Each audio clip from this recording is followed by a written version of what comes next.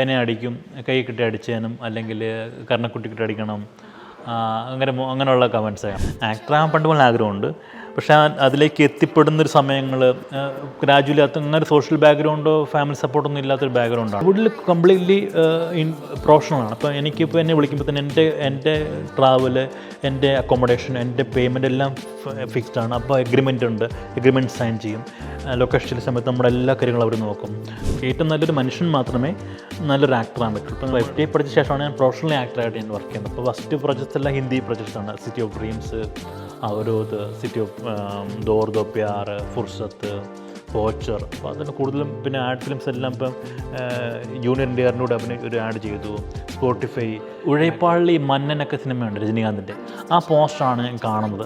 എനിക്ക് അന്ന് മുതൽ എനിക്ക് ഇതുപോലെ ആകണം എന്നൊരു ആഗ്രഹം.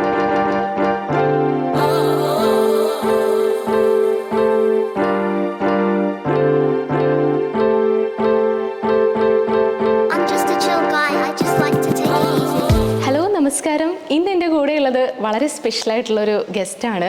ഒരു പാൻ ഇന്ത്യൻ ആക്ടർ, ഡയറക്ടർ എന്നൊക്കെ വേണം നമ്മൾ പറയാനായിട്ട്. മലയാള സിനിമയിൽ നമ്മൾ അങ്ങനെ ഇദ്ദേഹത്തിൻ്റെ മുഖം കണ്ടിട്ടുണ്ടോ എന്ന് ചോദിച്ചു കഴിഞ്ഞാൽ വളരെ കുറച്ച് മാത്രം. രുതിരം എന്ന സിനിമയിൽ ഒരു മെമ്പർ വർഗീസിന് നമുക്ക് ഓർമ്മയുണ്ടാവും. ഇപ്പോൾ ലേറ്റസ്റ്റ് ആയിട്ട് റോന്ത് എന്ന സിനിമയിലെ CI സദാനന്ദനെ കുറിച്ച് ഞാൻ പ്രത്യേകിച്ച് പറയേണ്ട കാര്യമില്ല. ആ റോൾ അതിഗംഭീരമാക്കിയ ശ്രീ കുമാർദാസ് ആണ് എൻ്റെ ഒപ്പം ഉള്ളത്. Welcome sir, welcome to our show. റോന്തിനെ കുറിച്ചിട്ടാണ് ആദ്യമേ ചോദിക്കാനുള്ളത്. CI സദാനന്ദൻ എന്ന റോള് കണ്ടവരുടെ എല്ലാവരുടെയും മനസ്സിലേക്ക് എളുപ്പത്തിൽ കയറിയിട്ടുള്ള ഒരാളാണ്. ചിലർക്കെങ്കിലും കാണുമ്പോഴത്തേക്കും ദേഷ്യവും തോന്നിയിട്ടുണ്ടാകും. അത്രയും രസമായിട്ട് സാർ അത് ചെയ്തു വെച്ചിട്ടുണ്ട്. റോന്തിനെ കുറിച്ച് പറഞ്ഞുകൊണ്ട് നമുക്ക് സ്റ്റാർട്ട് ചെയ്യാം. എന്തൊക്കെയാണ് ലഭിക്കുന്ന ഫീഡ്ബാക്സ് എന്തൊക്കെയാണ്? ഫീഡ്ബാക്സ് ഒന്ന്, എന്നെ പരിചയമില്ലാത്ത ആൾക്കാരുടെ ചെയ്യുന്നത് എന്നെ അടിക്കും, കൈ കിട്ടി അടിച്ചേനും അല്ലെങ്കിൽ കർണക്കുട്ടി കിട്ടി അടിക്കണം, അങ്ങനെയുള്ള കമൻസാണ്. അല്ല, എൻ്റെ ഫ്രണ്ട്സിന് ഭയങ്കര സന്തോഷമാണ്. ഈവൻ എല്ലാവർക്കും സന്തോഷമാണ്. പിന്നീട് പലരും ഫീഡ്ബാക്ക് കിട്ടിയ ശേഷം എന്നെക്കുറിച്ച് അറിയത്തില്ലല്ലോ. അപ്പോൾ എൻ്റെ ഫേസ്ബുക്കിലൊക്കെ വന്ന് നോക്കുമ്പോഴത്തേക്കിനാണ് അറിയുന്നത്, എൻ്റെ ബാക്ക്ഗ്രൗണ്ട് അറിയുന്നത്. അപ്പോൾ തന്നെ പിന്നെ അവർ പറയും ഇങ്ങനെയാളായിരുന്നോ. അപ്പോൾ അങ്ങനെ അവർ ഭയങ്കരമായിട്ട് സ്നേഹപൂർവ്വം സംസാരിക്കാറുണ്ട്. എന്തുകൊണ്ടാണ് സാർ നമ്മൾ ഇത്രയും വൈകിയത്? മലയാളത്തിലേക്ക് എന്തുകൊണ്ടാണ് ആ ഒരു എൻട്രി കിട്ടാതിരുന്നത്? ഇനിയും ഒരുപാട് വേഷങ്ങൾ നമുക്ക് പിന്നെ മലയാളത്തിൽ കിട്ടിയിരുന്നെങ്കിൽ സാറിന് ചെയ്യാൻ പറ്റിയിരുന്നെങ്കിൽ എന്നൊക്കെ എനിക്ക് തോന്നി. ഗ്രാജുവലി അങ്ങനെ സോഷ്യൽ ബാക്ക്ഗ്രൗണ്ടോ ഫാമിലി സപ്പോർട്ടൊന്നും ഇല്ലാത്തൊരു ബാക്ക്ഗ്രൗണ്ടാണ്. അപ്പം അതിലേക്ക് എത്തിപ്പെടുന്നൊരു ഇതുണ്ട്. അത് സമയമെടുത്തു. അപ്പം ഞാൻ ഡിഗ്രി കഴിയുന്നു കോട്ടയം ബസേലിയസിൽ നിന്ന്. പിന്നീട് തൃശ്ശൂർ ഡ്രാമ സ്കൂളിൽ ചേരുന്നു. അവിടുന്ന് വീണ്ടും ഇപ്പം അപ്പോഴും അറിയത്തില്ല. അപ്പോൾ അവിടുന്ന് പിന്നെ NSD പോകുന്നു, നാഷണൽ സ്കൂൾ ഡ്രാമ ന്യൂഡൽഹിയിൽ. അവിടെ പഠിക്കുന്നു. അപ്പോൾ ആ സമയത്ത് തന്നെ ഞാൻ 2008-09 ഞാനൊരു ഹിന്ദി സീരിയൽ അഭിനയിച്ചിരുന്നു. അപ്പോൾ എൻ്റെ ഫ്രണ്ട് സംസാരിച്ചിട്ട് ആ സമയത്ത് ഒരു ആഡ് ഫിലിം അഭിനയിച്ചിരുന്നു. പിന്നീട് ഞാൻ വീണ്ടും വർക്ക് ചെയ്യുന്നു. അപ്പോൾ ഞാൻ തിയേറ്റർ ഡയറക്ടറായിട്ടാണ്, അവിടുന്ന് തിയേറ്റർ ഡയറക്ഷനാണ് ഞാൻ കഴിയുന്നത്. നാഷണൽ സ്കൂൾ ഡ്രാമയെന്ന് ഞാൻ എൻ്റെ സ്പെഷ്യലൈസേഷൻ. അപ്പോൾ ആ സമയത്ത് 2009 മുതൽ ഞാൻ കണ്ടിന്യൂസ് ആയിട്ടൊരു ഡൽഹി ബേസ്ഡ് ചെയ്തിട്ട് വർക്ക് ചെയ്തുകൊണ്ടിരിക്കുക. അപ്പം അയർലൻഡ്, ചൈന പോലുള്ള സ്ഥലങ്ങളിൽ നാടകം ചെയ്യുന്നു. അപ്പോൾ എൻ്റെ പേര് തിയേറ്റർ ഡയറക്ടർ ആൻഡ് ഡിസൈനറായിട്ടാണ്, ആൻഡ് ടീച്ചർ. അപ്പോൾ എനിക്ക് എപ്പോഴും ആഗ്രഹം നടനാവാനാണ്. പിന്നീട് ഞാൻ 2012 ശേഷമാണ് ഞാൻ വീണ്ടും ഇപ്പം നാഷണൽ സ്കൂൾ ഡ്രാമ പഠിച്ചുകൊണ്ടാണ് ഞാൻ ഒരു ഡയറക്ടർ ഡിസൈനറായത്. ഞാൻ ഓർത്തു ഒരു ആക്ടർ ആവണമെങ്കിൽ FTA പോയി പഠിക്കണം. അങ്ങനെ FTA അപേക്ഷിച്ചു. ഫോർച്യുനേറ്റ്ലി എനിക്ക് അഡ്മിഷൻ കിട്ടി. പിന്നെ അവിടുന്ന് ഞാൻ ആക്ടിംഗ് ആണ് പഠിക്കുന്നത്, FTA എന്ന്. അപ്പോൾ അത്രയും 2009 2006 NSD പഠിക്കുന്നു. 2016 FTA പഠിക്കുന്നത്. 10 വർഷം ഗ്യാപ്പുണ്ട്. അപ്പോൾ FTA പഠിച്ച ശേഷമാണ് ഞാൻ പ്രൊഫഷണൽ ആക്ടറായിട്ട് ഞാൻ വർക്ക് ചെയ്യുന്നത്. അപ്പോൾ ഫസ്റ്റ് പ്രൊജക്ട്സ് എല്ലാം ഹിന്ദി പ്രൊജക്ട്സാണ്. City of dreams, Avrodh, city of Dor Do Pyaar, Fursat, poacher. അപ്പോൾ അതിന് കൂടുതലും പിന്നെ ആഡ് ഫിലിംസ് എല്ലാം ഇപ്പം ജൂനിയർ NTRൻ്റെ കൂടെ ഒരു ആഡ് ചെയ്തു. Spotify, McDonald's, symphony cooler. അപ്പോൾ അതിൻ്റെ ആഡ് മൊത്തം ബോളിവുഡാണ്. അപ്പോൾ എൻ്റെ ഒരു വർക്കിംഗ് ചെയ്ത സ്ഥലം നോർത്ത് ഇന്ത്യൻ പാർട്ട് ഓഫ് ഇന്ത്യയാണ്. അപ്പോൾ അതുകൊണ്ട് പിന്നെ മലയാളത്തിൽ ഉണ്ട്. പക്ഷേ ഞാൻ ആരോടും പോയി ചാൻസ് ചോദിക്കുക അങ്ങനെയൊന്നും ചെയ്യാറില്ല. വരുന്ന സമയത്ത് വരുന്നൊരു വിശ്വാസമുണ്ട്. അപ്പോൾ അതുകൊണ്ട് തന്നെയാണ് ഇപ്പോൾ ഈ റോന്തും അങ്ങനെ സംഭവിച്ചത്. ഇതിനെക്കുറിച്ച് പറയുമ്പോഴത്തേക്കും നിങ്ങൾ ഒരുമിച്ചുള്ള ഇൻ്റർവ്യൂസിലൊക്കെയുള്ള കമൻസിൽ ദാസും ഷാഹിയും പണ്ട് തൊട്ടേ ബസേലിയസ് കോളേജിൽ തകർത്ത് നടന്ന ടീമാണ്. ആ ഒരു കാലത്തെക്കുറിച്ച് പറയുമോ? ഇപ്പോൾ ഷാഹി സാറായിട്ടുള്ള അങ്ങനെ ഒരു അടുപ്പം കൂടി ഉണ്ടല്ലോ. അതായത് ഞാൻ 2001 കോട്ടയം ബസേലിയസ് കോളേജിൽ ചേരുന്നത്, BA പൊളിറ്റിക്കൽ സയൻസ്. അപ്പോൾ ഷാഹി എൻ്റെ ഒരു വർഷം സീനിയറാണ്. അപ്പോൾ നമ്മൾ നാട്ടിൻപുറത്തെ കോട്ടയം പോലുള്ള നാട്ടിൻപുറത്തുനിന്ന് വരുന്നതാണ്. പാമ്പാടി കോത്തല എന്ന നാട്ടിൻപുറമാണ്. അവിടെ നിന്നാണ് ഞാൻ കോട്ടയത്ത് വരുന്നത്. അപ്പം ആ സമയത്ത് നടനാൻ ആഗ്രഹമുണ്ട്. അപ്പോൾ ആ സമയത്തൊന്നും അധികം അന്നൊന്ന് യൂട്യൂബോ അല്ലെങ്കിൽ നമ്മൾ അന്ന് ACV ചാനലൊക്കെ ഉള്ള സമയമാണ്, ഏഷ്യാനെറ്റിൻ്റെ കേബിൾ വിഷൻ്റെ ചാനലൊക്കെ ഉള്ള സമയമാണ്.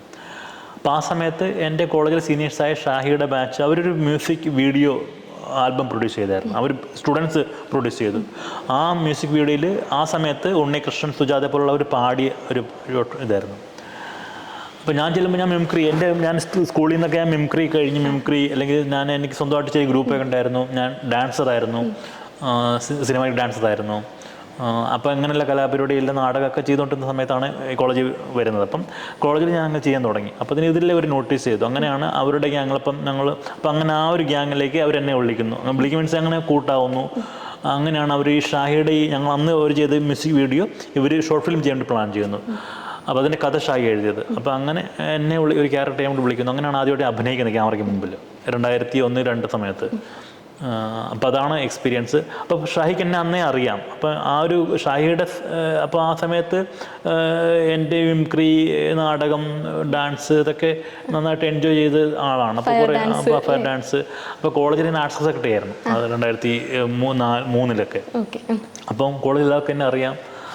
ആ ഒരു സുഹൃത്ത് ബന്ധമാണ്. പിന്നെ ഷാഹി കോളേജിൽ പോകുന്നു, ഞാൻ പിന്നെ അവിടെ നിന്ന് ഡ്രാമ സ്കൂളിലേക്ക് പോകുന്നു. പിന്നീട് ഞങ്ങൾ കൂട്ടിമുട്ടുന്നത് ഫേസ്ബുക്ക് വഴിയാണ്. അപ്പോഴത്തേനും NSC പഠിച്ചു കഴിഞ്ഞു. അപ്പം ഞാൻ മധ്യപ്രദേശ് സ്കൂളോട് HOD ആയിട്ട് വർക്ക് ചെയ്യായിരുന്നു. പിന്നീട് ആ ഫേസ്ബുക്ക് വഴി ഞങ്ങൾ വീണ്ടും ഇത് തുടരുന്നു. അപ്പോൾ ഷാഹി കോട്ടയത്ത് തന്നെയാണ്. അപ്പോൾ ഞാൻ നാട്ടിൽ പോകുമ്പം ഷാഹിയെ കാണും. ഞങ്ങൾ അപ്പം ആ സമയത്ത് തന്നെ ഷാഹി മറ്റേ ജോസഫിൻ്റെ കഥ എന്നോട് പറഞ്ഞിട്ടുണ്ട്, നായാട്ടിൻ്റെ കഥ പറഞ്ഞിട്ടുണ്ട്, അങ്ങനെയുള്ള പല സിനിമയുടെയും കഥ. അപ്പോൾ ഷാഹിക്ക് അറിയാവുന്നൊരു സിനിമാക്കാരൻ ഞാനാണ്, അല്ലെങ്കിൽ ഷാഹിക്ക് ആ സമയത്ത് പരിചയമുള്ളൊരു സിനിമാക്കാരൻ ഞാനാണ്. അപ്പം അപ്പം എനിക്കറിയാം അന്ന് പോലെ ഷാഹിയുടെ മനസ്സിലിതുണ്ട്. അപ്പം ഷാഹി പിന്നീട് സിനിമയിൽ വന്ന സമയത്തും ജോസഫ് അല്ല നായാട്ടിലൊക്കെ എനിക്ക് വേണ്ടി ക്യാരക്ടർ ഉണ്ടായിരുന്നു, ഞാൻ ചെയ്യാൻ വേണ്ടിയിട്ട് ഒരു ക്യാരക്ടർ ഉണ്ടായിരുന്നു, എഴുതിയിട്ടുണ്ടായിരുന്നു. ഷാഹി എന്നെ മാർട്ടിൻ പ്രക്കാടിനെ കൊണ്ട് പരിചയപ്പെടുത്തുകയും ചെയ്തു ഈ റോൾ ചെയ്യാൻ വേണ്ടിയിട്ട്. ഈവൻ ഇലവേഴ പൂഞ്ചിറയ്ക്കകത്തും എനിക്ക് ക്യാരക്ടർ ഉണ്ടായിരുന്നു. പക്ഷേ 2 ക്യാരക്ടറെ ഞാൻ ചെയ്യാൻ പറ്റിയില്ല, കാരണം എൻ്റെ ബിസിയും പിന്നെ ക്യാരക്ടർ വർക്കായി വന്നില്ല. റോന്തിൽ എനിക്ക് ക്യാരക്ടർ ഒട്ടും ഇല്ലായിരുന്നു, എനിക്ക് ക്യാരക്ടറേ ഇല്ല. റോന്ത് ചെയ്യുന്ന സമയത്ത് ഷൈനോട് പറഞ്ഞിട്ട് പോലും ഇല്ല അടുത്ത പടം തുടങ്ങാൻ വേണ്ടി പോകണമെന്നൊക്കെ. ഞാൻ പിന്നീട് കൂട്ടുകാരൻ പറഞ്ഞാൽ അറിയുന്നത്, നമ്മുടെ കോമൺ ഫ്രണ്ട് പറഞ്ഞാൽ അറിയുന്നത് ഷാഹി പടം ചെയ്യാൻ വേണ്ടി പോകണം. ഈവൻ അദ്ദേഹം പറഞ്ഞു, കുമാര ഷാഹി നിൻ്റെ ബെസ്റ്റ് ഫ്രണ്ട് അല്ലേ, അപ്പം നീ പോയിട്ട് ചോദിച്ചുകൂടെ? ഞാൻ പറഞ്ഞില്ല, ഷാഹിക്കാണെങ്കിൽ ഷൈനെ വിളിക്കും, ദാറ്റ്സ് ഇറ്റ്. ഷൂട്ടും തലേദിവസം വിളിക്കുന്ന കുമാര എവിടെയാണ്? അപ്പോൾ ഞാൻ ബനാറസിലാണ്. അപ്പം അവിടെ ക്ലാസ് ചെയ്യാൻ വേണ്ടി പോയിരിക്കായിരുന്നു. അപ്പം ക്ലാസ് കഴിഞ്ഞ സമയത്താണ്. അപ്പം നെക്സ്റ്റ് ഡേ ഓണമാണ്. അപ്പോൾ ഓണത്തിന് പോരാൻ വേണ്ടി ഞാൻ ഫ്ലൈറ്റ് ടിക്കറ്റ് ബുക്ക് ചെയ്തിരിക്കുക. അപ്പോൾ ഷൈവർ കുമാരൻ നിങ്ങളെവിടെയാണ്? ഞാൻ പറഞ്ഞു ഇവിടെ ബനാറസിലാണ്. താങ്കൾ നാട്ടിലുണ്ടായിരുന്ന ഒരു കാര്യം ഉണ്ടായിരുന്നു. എന്ത് കാര്യം? അപ്പോൾ അടുത്ത ഒരു ക്യാരക്ടറുണ്ട്. ഓക്കെ, ഞാൻ നാളെ വരുന്നുണ്ട്. അപ്പോൾ ഒരു കാര്യം, നാളെ നേരെ ലൊക്കേഷനിൽ വരാൻ പറഞ്ഞു. അങ്ങനെയാണ് എയർപോർട്ടിൽ നിന്ന്, കൊച്ചിയിൽ നിന്ന് നേരെ എയർപോർട്ടിൽ നിന്ന് കണ്ണൂർക്ക് പോയി ഷൂട്ട് ലൊക്കേഷനിൽ. അപ്പോൾ ഷാഹിയുടെ പടം ആയതുകൊണ്ട് തന്നെ ഷാഹിയുടെ പടം കൂടുതൽ പോലീസ് പടങ്ങളാണ്. അപ്പം ഞാൻ പലപ്പോഴും ബോളിവുഡ് ചെയ്ത് മൊത്തം നെഗറ്റീവ് ക്യാരക്ടേഴ്സ്, ഗുണ്ട, ഡോൺ, അങ്ങനെയൊക്കെ. അപ്പോൾ എനിക്ക് എനിക്ക് താടിയുണ്ട്, നോർമലി ഞാൻ താടി വെക്കുന്ന ആളാണ്. അപ്പോൾ ഞാൻ ഓർത്ത് ഇത് മിക്കവാറും ഗുണ്ടയോ നെഗറ്റീവ് പരിപാടി എന്തിലായിരിക്കും, പോലീസ് കഥയാണല്ലോ, ഞാനൊരു പോലീസുകാരനാകത്തില്ല. എന്നിട്ട് ഞാൻ ലൊക്കേഷൻ ചെല്ലുന്നു, ക്യാരവനിലിട്ട് പോകുന്നു മേക്കപ്പ് ചെയ്യാൻ വേണ്ടി. അപ്പോഴത്തേനും അവിടെ മേക്കപ്പ് ആർട്ടിസ്റ്റ് ഉണ്ട്, അദ്ദേഹം എൻ്റെ ബിയേർഡ്സ് എടുക്കാൻ വേണ്ടി പോവാം. അപ്പോഴാണ് ഷാഹി വരുന്നത്. ഷാഹി വന്ന് കഥാപാത്രം പറയുന്നത്, ഇതാണ് ക്യാരക്ടർ. അപ്പം ഹാപ്പിയായി. അപ്പോൾ ആ ഫസ്റ്റ് കണ്ട സമയത്ത് തന്നെ ഈ റോന്തിന്റെ കഥ മുഴുവൻ പറഞ്ഞിരുന്നു? ഇല്ല, എൻ്റെ ഒരു സീക്വൻസ് മാത്രമേ പറഞ്ഞോളൂ. ഞാൻ ആരാണ്, എൻ്റെ ക്യാരക്ടർ എങ്ങനെയാണ്, ഇങ്ങനത്തെ ഒരാളാണ്, ബാക്കിയൊന്നും പറഞ്ഞില്ല. പിന്നെ തിയേറ്ററിൽ കണ്ടു കഴിഞ്ഞപ്പോഴത്തേക്കും എന്താ സാറിന് എനിക്ക് കഥയുടെ ഒരു ഏകദേശം ലൈൻ അറിയാം, കാരണം ഈ കഥയുടെ ഈ ലാസ്റ്റ് ക്ലൈമാക്സിൽ എൻ്റെ ഒരു ഇടപെടലുണ്ടല്ലോ, അപ്പോൾ അതെനിക്ക് അറിഞ്ഞിരിക്കണം, എങ്കിലും അത് ചെയ്യാൻ പറ്റും. അപ്പോൾ ആ ഒരു കഥയുടെ ക്ലൈമാക്സ് കാര്യങ്ങൾ അല്ലെങ്കിൽ ആ ഒരു മൊമെന്റ് എൻ്റെ അടുത്ത് ഷെയർ ചെയ്തു. അപ്പോൾ ഞാൻ ഓക്കെ. കഥയിൽ ശരിക്കും ട്വിസ്റ്റ് കൊണ്ടുവരുന്ന ക്യാരക്ടർ ക്യാരക്ടറാണല്ലോ അല്ലേ? പിന്നെ വല്ലാത്തൊരു സിനിമ. ഞാൻ ആ സിനിമ കണ്ടപ്പോഴത്തേക്കും പിന്നെ ഒരുപാട് ഇപ്പോൾ പിന്നെ ഷാഹി സാർ ചെയ്തു വെച്ചിട്ടുള്ള പോലീസ് യൂണിവേഴ്സുകൾ നമുക്ക് എല്ലാവർക്കും അറിയാം. അദ്ദേഹമാണിപ്പോൾ നമുക്ക് പിന്നെ ഈ ഒരു ഭരചന്ദ്രൻ IPS പോലെ അല്ലാതെയുള്ളൊരു പോലീസുകാരെ നമുക്ക് കാണിച്ചു തന്നിട്ടുള്ളത് അദ്ദേഹത്തിൻ്റെ സിനിമകളിലൂടെയാണ്. അതുപോലെ തന്നെ റോന്തിലാണെങ്കിലും വല്ലാണ്ട് ഡിസ്റ്റർബിംഗ് ആയിട്ടുള്ള കുറേയധികം സീൻസ് ഉള്ള പോലെ തോന്നി. തിയേറ്ററിൽ ഇത് കണ്ടു കഴിയുമ്പോഴത്തേക്കും നമുക്ക് വല്ലാത്ത ഒരു വീർപ്പ് മുട്ടൽ, ഒരു കൈൻഡ് ഓഫ് നെഗറ്റിവിറ്റി ഒക്കെ നമുക്ക് ഫീൽ ചെയ്തിട്ടുണ്ടായിരുന്നു. റോന്ത് കണ്ടതിന് ശേഷം എന്താണ് സാറിൻ്റെ ഒരു അഭിപ്രായം, എന്താ സിനിമയെക്കുറിച്ച്? ഞാൻ ഫസ്റ്റ് ഡേ കാണുന്നത്, ഫസ്റ്റ് ഡേ. അപ്പം എൻ്റെ ഇതൊരു സിനിമ എൻ്റെ അച്ഛനമ്മയും കണ്ടിട്ടില്ല. ഈവൻ എൻ്റെ രുദ്രൻ കാണാൻ വേണ്ടി പോയ സമയത്ത് എൻ്റെ അച്ഛന് 2-3 ഷോ മിസ്സായി. അച്ഛൻ പോയി കാണുന്ന സമയത്ത് ഷോ ക്യാൻസലായി. പിന്നെ വേറെ തിയേറ്ററിൽ പോയി അവിടെ ഷോ ക്യാൻസലായി. പിന്നെ നെക്സ്റ്റ് ഡേ വേറെ തിയേറ്ററിൽ പോയിട്ട് അവിടെ ആൾ കുറവായ കാരണം അവിടെ പൈസ കൊടുത്ത് ഷോ റൺ ചെയ്യും, മീൻസ് ടിക്കറ്റ് എടുത്തിട്ട് ആ ഷോ റൺ ചെയ്താണ് അച്ഛൻ കാണുന്നത്. എൻ്റെ അമ്മ ഒരു വർക്ക് പോലും കണ്ടിട്ടില്ല. അപ്പം ഞാൻ അവരെയും കൊണ്ട് ആദ്യമായിട്ട് ഈ പടം കാണാൻ വേണ്ടി പോകുന്നത് റോന്ത്. അപ്പം ആ സമയത്ത് സിനിമ തുടങ്ങിക്കഴിഞ്ഞപ്പോഴത്തേക്കും ഞാൻ ആ സിനിമയ്ക്ക് ഇന്നായി. ഞാൻ ആ ക്യാരക്ടറല്ല, ഒരു ആക്ടറല്ല അതിനെ വെച്ച് അതർത്ഥം ഞാൻ ആ സിനിമയുടെ ഒരു പ്രേക്ഷകനായിട്ട് മാറി. കാരണം പോത്തേട്ടൻ്റെ ഒക്കെ പെർഫോമൻസ്, പോത്തേട്ടൻ്റെ സീനുകൾ, ഈവൻ റോഷൻ്റെ ഇൻഡിവിജ്വൽ സീൻസൊക്കെ നോക്കുമ്പോഴത്തേനും ഞാൻ അവിടെ ഓഡിയൻസായിട്ടാണ് കണ്ടത്. അപ്പോൾ എനിക്ക് ചില സീനൊക്കെ ഭയങ്കരമായിട്ടും എന്നെ ഹർട്ട് ചെയ്തു. ഭയങ്കരമായിട്ട് ഹർട്ട് മീൻസ് ഭയങ്കര വിഷമം, ഭയങ്കര ഫീല് തോന്നി ചില സീൻസൊക്കെ. ഭയങ്കര ഈവൻ ലാസ്റ്റ് ടുവേഴ്സ് ക്ലൈമാക്സ് ലക്ഷ്മിയുടെ സീനുകൾ, പോത്തേട്ടൻ്റെ ഫൈനൽ സീനുകളൊക്കെ ഭയങ്കര ഇമോഷണൽ സീനുകളാണ്. അപ്പം എൻ്റെ ഒരു എക്സ്പീരിയൻസ് അതായിരുന്നു. പിന്നെ അന്ന് തന്നെ ഞങ്ങളുടെ കോട്ടയത്ത് ഈ കോളേജിൽ പഠിച്ചവരുടെയൊക്കെ ഒരു ഷോ ഉണ്ടായിരുന്നു. അന്ന് ഡേ തന്നെ ആനന്ദിൽ അന്ന് കോളേജിൽ പഠിച്ച first year, second year, third year സ്റ്റുഡൻസും ബാക്കി ജൂനിയേഴ്സൊക്കെ കൂടിയിട്ട് ബാൽക്കണി മുഴുവൻ ബുക്ക് ചെയ്തു. അപ്പോൾ അവരോട് ഷോ കാണാൻ വേണ്ടിയിട്ട്. അപ്പോൾ അന്ന് ഫോർച്ചുനേറ്റ്ലി ഷാഹിയും റോഷനും പോത്തോട്ടനും ക്രൂ മുഴുവൻ വന്നു. അപ്പോൾ അങ്ങനെ ആ ഒരു എക്സ്പീരിയൻസും രസമായിരുന്നു. കാരണം സെയിം ടൈം ഞങ്ങൾ സിനിമ കണ്ട് വളർന്ന തിയേറ്ററിൽ തന്നെ ഞങ്ങൾ വീണ്ടും സിനിമ കാണുന്നു. എന്നിട്ട് വീണ്ടും ഞങ്ങൾ ആ ഓഡിയൻസ് സീറ്റിൽ ടുവേഴ്സ് ഞങ്ങൾ നിന്നിട്ട് സംസാരിക്കുന്നു, ഞാൻ ആക്ടറാണ്, ഞങ്ങളിവിടെ കണ്ട ആൾക്കാരാണെന്ന് പറയുന്ന ഒരു എക്സ്പീരിയൻസ് ഭയങ്കര രസമായിരുന്നു. അത് ശരിക്കും നിങ്ങളുടെ ഒരു ഗെറ്റ് ടുഗദർ പോലെ അലുമിനി മീറ്റ് ആയിരുന്നു. എന്തായാലും അടിപൊളിയായിരുന്നു. റോന്തിനെ കുറിച്ച് പറയുമ്പോൾ എനിക്ക് ഒരു കാര്യം കൂടെ ചോദിക്കാനുള്ളത്, നമ്മൾ പിന്നെ ഡിപ്രഷൻ എന്നൊരു വാക്ക്, അല്ലെങ്കിൽ ഈ പറഞ്ഞ പോലെ ലക്ഷ്മി അവതരിപ്പിക്കുന്ന ഒരു ക്യാരക്ടറിനെ കുറിച്ച് പറയുമ്പോൾ അത് പിന്നെ പല സീൻസിലൂടെയാണ് നമുക്ക് മനസ്സിലാകുന്നത് ഏത് പിന്നെ രീതിയിൽ അല്ലെങ്കിൽ ഏത് മാനസികാവസ്ഥയിലൂടെയാണ് ഓരോരുത്തർ കടന്നു പോകുന്നതെന്ന്. അപ്പം അത് വളരെ സറ്റിലായിട്ടും അതേപോലെ തീവ്രമായിട്ടും അവതരിപ്പിക്കുക എന്ന് പറഞ്ഞാൽ ചില്ലറ കാര്യമല്ലോ. അങ്ങനെ പല സീൻസും ഉണ്ടായിരുന്നു. അപ്പോൾ ഇങ്ങനെയുള്ള സീൻസ് നമ്മൾ തിയേറ്ററിൽ കാണിക്കുമ്പോൾ, പ്രത്യേകിച്ച് തൂങ്ങി മരണം അങ്ങനെയുള്ള കാര്യങ്ങൾ കാണിക്കുമ്പോഴത്തേക്കും അത് അത്രയും ഡീപ്പായിട്ട് കാണിക്കണോ എന്ന് എനിക്കൊരു ചോദ്യം ഉണ്ടായി. കാരണം നമ്മളെ വല്ലാണ്ട് ബാധിക്കുന്നുണ്ട്. എനിക്ക് തോന്നിയത് തിയേറ്ററിൽ ഇപ്പോൾ പിന്നെ നമ്മൾ കാണുന്ന സമയത്ത് നമുക്കത് വല്ലാണ്ട് അഫക്റ്റ് ചെയ്യുന്നുണ്ട്. ഒരുപാട് പേര് കരയുന്നുണ്ട് ഇത് കണ്ടിട്ട്.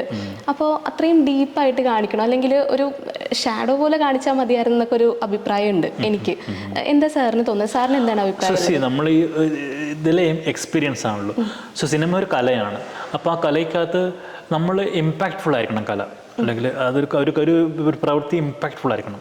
ബിക്കോസ് ഓഡിയൻസിന് വേണ്ടി ചെയ്യുന്നത്. അപ്പോൾ ആ ഇമ്പാക്റ്റ്ഫുള്ളിന് വേണ്ടിയിട്ട് നമുക്ക് ഒരു പക്ഷേ റിയലിസം ഇപ്പോൾ ഇത് തന്നെ പലരും ചെയ്യാനുള്ള പോസിബിലിറ്റീസ്. പക്ഷേ റിയലിസം എന്നൊരു ഒരു ആർട്ട് പ്രാക്ടീസ്, അല്ലെങ്കിൽ തിയേറ്ററിൽ തന്നെ സിനിമയിൽ തന്നെ ആക്ടിങ് തന്നെ റിയലിസം ഉണ്ട്. അപ്പം അതിന് സിനിമ റിയലിസ്റ്റിക് ആർട്ടാണ്. റിയലിസത്തെ നമ്മൾ റിഫ്ലക്റ്റ് ചെയ്യാണ് സിനിമ തന്നെ. അപ്പോൾ അതിൽ ഷാഹിയുടെ ഒരു കാരണം ഷാഹി ചെയ്ത ഇതിൽ തന്നെ പോലീസുകാർ ഭരചന്ദ്രൻ IPS പോലീസാണ്, ഇത് യോഹനാൻ പോലീസാണ്. പക്ഷേ ഒരു വ്യൂ ഓഫ് പെർസ്പെക്റ്റീവ് അതാണ് മോർ റിയൽ. എന്താണ് ഷാഹി പറഞ്ഞ പോലീസാണ് മോർ റിയൽ.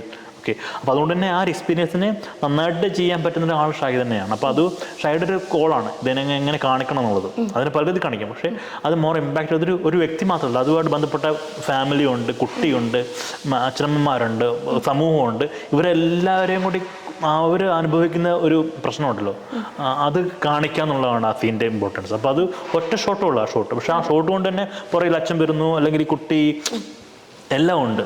അപ്പോൾ അത് ഷായുടെ ഒരു ചോയ്സാണ് അതെങ്ങനെ കാണിക്കുന്നത്. അപ്പോൾ ഒറ്റ ഷോട്ടിൽ തന്നെ നമ്മൾ ഓഡിയൻസ് മെനി സീൻ ഒരു എല്ലാ സീനും ഞാൻ പറയുന്നില്ല. അപ്പം എല്ലാ സീനും അത്രയ്ക്കും ഡീറ്റെയിലിംഗ് ആണ് റിയലിസം ലോജിക്കാണ്. അപ്പോൾ ആ ലോജിക്കലും റിയലിസം ആ ഒരു ഡീറ്റെയിലിംഗും ആണ് സിനിമയുടെ ഒരു വിജയം.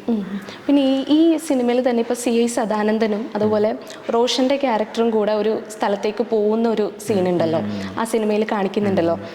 പക്ഷേ അവിടെ നിങ്ങൾ ആദ്യം ചെന്നതിന് ശേഷം ഒന്നും ചെയ്യാതെ തിരിച്ചു പോരുകയാണ്. പിന്നീട് രണ്ടാമത് പിന്നെ യോഹന്നാനൊപ്പം പോയിട്ടാണ് കാര്യങ്ങൾ ചെയ്യുന്നത്. അപ്പോൾ ശരിക്കും CI സദാനന്ദൻ എന്തുകൊണ്ടാണ് ഒന്നും ചെയ്യാണ്ട് തിരിച്ചു പോകുന്നതെന്ന് എനിക്ക് തോന്നി. ഇപ്പോൾ ഒരു പോലീസുകാരെന്ന് പറഞ്ഞാൽ നമ്മുടെ ജീവനും സ്വത്തിനും ഒക്കെ പിന്നെ കാക്കുന്ന ഒരാള്, അങ്ങനെയൊക്കെയാണല്ലോ. അതിന്റെ ക്ലാരിഫിക്കേഷൻ സിനിമത്തിന് പോത്തോട്ടൻ്റെ ക്യാരക്ടർ തരുന്നുണ്ട്. ഓക്കെ, അദ്ദേഹത്തിന് അത്രേ ഉള്ളൂ ക്യാരക്ടറിന്. അപ്പോൾ അധികം വലിയ അപ്പോൾ ജസ്റ്റ് ഒരു പോവാ നോക്കുക, അത് അത്രേ ഉള്ളൂ. എങ്ങനെയാണ് റോഷൻ്റെ ഒക്കെ ഒരു പെർഫോമൻസിനെയും ദിലീഷ് പോത്തൻ്റെ പെർഫോമൻസിനെയൊക്കെ അതിനെക്കുറിച്ചിട്ടൊക്കെ ഇപ്പോൾ ഒരു പിന്നെ ആക്ടിങ് ട്രെയിനർ കൂടി ആയതുകൊണ്ട് എന്താ പറയാനുള്ളത്? ഞാനും റോഷൻ വർക്ക് ചെയ്ത് പോച്ചറാണ്. ഞങ്ങൾ കുറേ നാൾ ഒരുമിച്ചുണ്ടായിരുന്നു. അതേപോലെ തന്നെ ഞങ്ങൾ ഒരു വണ്ടി തന്നെ യാത്ര, എല്ലാം സീനുകളും. അപ്പോൾ ഞങ്ങൾ ആ സമയത്ത് അതും ഇതൊരു ഇൻവെസ്റ്റിഗേഷൻ പരിപാടിയാണ്. പക്ഷെ അത് അങ്ങനത്തെ അല്ല ഇതിൻ്റെ, അത് കുറച്ചും കൂടി ഇമോഷണലാണ്. അപ്പം റോഷൻ ട്രെയിൻഡ് ആക്ടറാണ്, മുംബൈയിൽ നിന്ന് ട്രെയിൻഡ് ആക്ടറാണ്. പിന്നെ റോഷൻ തിയേറ്റർ ചെയ്യുന്നൊരു ആളാണ്. അപ്പം ഞാനും ഓൾറെഡി തിയേറ്റർ ചെയ്യുന്ന ഒരാളാണ്, ട്രെയിൻഡാണ്. അപ്പം ഞങ്ങൾ നമ്മൾ ഈ അന്തർധാരയുണ്ട്, പിന്നെ ഒരുമിച്ച് വർക്ക് ചെയ്തിട്ടുണ്ട്. ഞങ്ങൾക്ക് അറിയാം, പരസ്പരം അറിയാം, ഡീപ്പിൽ അറിയാവുന്ന ആൾക്കാരാണ്. പിന്നെ റോഷൻ്റെ സീൻസ് കൂടുതൽ ഇമോഷണൽ സീൻസാണ് ടുവേർഡ്സ് ക്ലൈമാക്സ് ഒക്കെ. അപ്പം ഞാൻ പലപ്പോഴും അതുമാത്രമല്ല, ഈ സീൻസ് ഒരു ദിവസം ഷൂട്ട് ചെയ്യുന്നത്, പല ദിവസം ഷൂട്ട് ചെയ്യുന്നത്. അപ്പോൾ തന്നെ അത്രയും ദിവസം റോഷൻ ആ ഒരു ഇമോഷണൽ ഗ്രാവിറ്റി ഹോൾഡ് ചെയ്യുന്നുണ്ട്. അപ്പോൾ ഇതിന് ഫസ്റ്റ് ആ സീൻ തന്നെ, നമ്മളുടെ സീൻ തന്നെ ഇരിക്കുന്ന സീൻ തന്നെ 2 ദിവസം ഷൂട്ട് ചെയ്ത സീനാണ്. 2 ദിവസം എടുത്ത സീനൊക്കെ. അപ്പോൾ ആ 2 ദിവസവും 3-4 ദിവസം റോഷൻ ആ ക്യാരക്ടർ തന്നെ നിൽക്കുകയാണ്. അപ്പം അത്രയും നേരം നിൽക്കുകയാണ്. അപ്പോൾ ഞാൻ ഈ സമയത്ത് ഒരിക്കലും അദ്ദേഹത്തെ ശല്യം ചെയ്യാറില്ല, അല്ലെങ്കിൽ അങ്ങനെ എന്തെങ്കിലും പറഞ്ഞു, അല്ലെങ്കിൽ എന്തെങ്കിലും ഞാൻ എപ്പോഴും പുള്ളിയെ പ്രൊട്ടക്റ്റ് ചെയ്യുക, പുള്ളിയുടെ ഇതിനെ ഹോൾഡ് ചെയ്യുന്നത് എൻ്റെ ഉത്തരവാദിത്തം. ഞാനാണ് മുന്നിരിക്കുന്നത്. അത് എന്നെ സംബന്ധിച്ച് ഭയങ്കര എക്സ്പീരിയൻസ് ആയിരുന്നു. റോഷൻ്റെ ആ ഒരു ആ സമയത്ത് ഒരു ഇൻവോൾവ്മെൻറ്റ്. ഞാൻ അദ്ദേഹത്തെ ഹെൽപ്പ് ചെയ്യാൻ വേണ്ടി എനിക്കെന്ത് ഹെൽപ്പ് ചെയ്യാൻ പറ്റുന്നതാണ് ഞാൻ നോക്കിക്കൊണ്ടിരുന്നത്. ഇപ്പം നമ്മൾ രുതിരത്തിലെ ക്യാരക്ടറിനെ അപേക്ഷിച്ച് വളരെ ഡിഫറെൻ്റ് ആയിട്ടുള്ള മറ്റൊരു ക്യാരക്ടർ ചെയ്യാൻ പറ്റി, 2 സിനിമകൾ ചെയ്യാൻ പറ്റി. വേറെ മലയാള സിനിമകളിൽ നിന്ന് എന്തെങ്കിലും ഓഫേഴ്സ് വന്നിട്ടുണ്ടോ? അല്ല, ഇതിന് മുമ്പ് തന്നെ എൻ്റെ ഇപ്പോൾ FTയിൽ എൻ്റെ സീനിയേഴ്സ് ജൂനിയേഴ്സ് എല്ലാം ഫിലിം ഇൻസ്റ്റിറ്റ്യൂട്ട് പൂനെയിലുള്ള ആൾക്കാരാണ്. ഇപ്പോൾ ഈ ഹൈലയിൽ തന്നെ എൻ്റെ ഫാക്കൽറ്റീസ് എല്ലാം ഫിലിം ഇൻസ്റ്റിറ്റ്യൂട്ടിൽ നിന്ന് പഠിച്ചവരാണ്. ഓൾറെഡി എനിക്ക് 1-2 വർക്കുകൾ ഓൾറെഡി പറഞ്ഞു വെച്ചിട്ടുണ്ട്. അപ്പം ആ പ്രോജക്ട്സൊക്കെ ഓണാണ്. സിനിമ കഴിഞ്ഞിട്ട് 1-2 ഡയറക്ടേഴ്സിനെ വിളിച്ചു അഭിപ്രായം പറയാൻ വേണ്ടിയിട്ട്.